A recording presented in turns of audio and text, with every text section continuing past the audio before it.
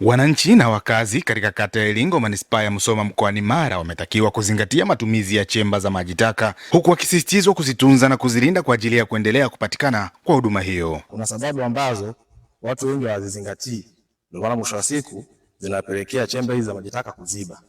Sawa? Moja, watu wengi hawamwagi maji mengi. Sawa? Inatakiwa tumwage maji mengi ya kutosha baada ya kutumia choo.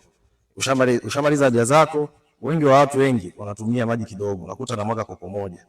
Sasa ile inapelekea chemba zinakuwa maji hakuna. Hizi zinahitaji sana maji. Kwa hiyo inatakiwa umwage maji mengi sana ya kutosha ili yaweze kusaidia kuflash kile kinyesi. Sawa? Pia epuka kutupa taka ngumu au zilizooza. Sio umemaliza chakula chako mabaki umeenda umetupia mule. Hapana, iruhusiwi hiyo. Sawa? Hatakiwi kutupa hizo taka ngumu wala chakula wala mabaki yoyote ya vitu. So unafika pale kwenye chemba yetu unafungua, unamwaga vile. Hiyo inapelekea chemba zinakuwa zinaziba. Sawa? Na mwisho wa siku zinaanza kutoa harufu, ndio mwisho wa siku wanatupigia simu kwa nini zimeziba, zinatoa harufu na vitu kama hiyo. Sawa? Kingine, usimwage mafuta ya kupikia kwenye sinki. Haitakiwi pia. Sawa? Umemaliza kupika labda mafuta yale yamebaki ya samaki, umemaliza kupikia samaki au mafuta yoyote tu ya kupikia, ukaenda ukamwaga mule. Haya yanapelekea yanagandisha mabomba yetu. Kwa sasa kinyesi kile kipindi napita kita slow down. Kikislow down mwisho wa siku ndio harufu inatokea. Sawa? Kitu kingine kuepuka kumwaga kemikali. Msitende kumwaga kemikali katika zile chemba zetu. Au hata chooni kwako kwenye sinki unafika unamwaga hizi rosheni sijui. Kemikali ile any kind of chemical haitakiwi kumwaga mule. Kwa mfano kama ile pale chemba, kuna bomba pale imepita bomba kubwa. Sasa isitokee mtu anakuja anajenga pale pembeni mwa chemba. Sawa?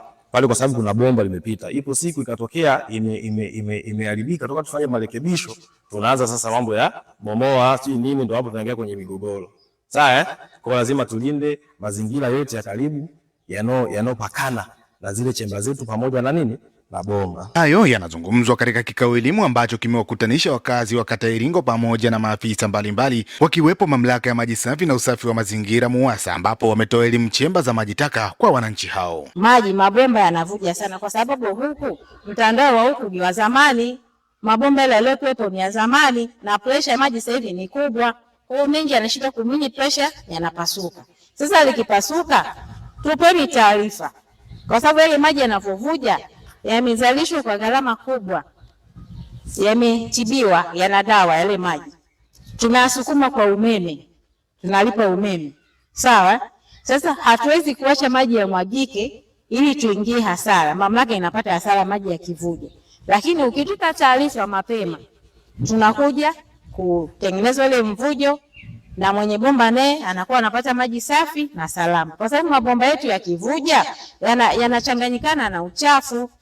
Sawa sawa, Kwa hiyo mtumiaji anapata maji machafu ambayo sio safi na salama.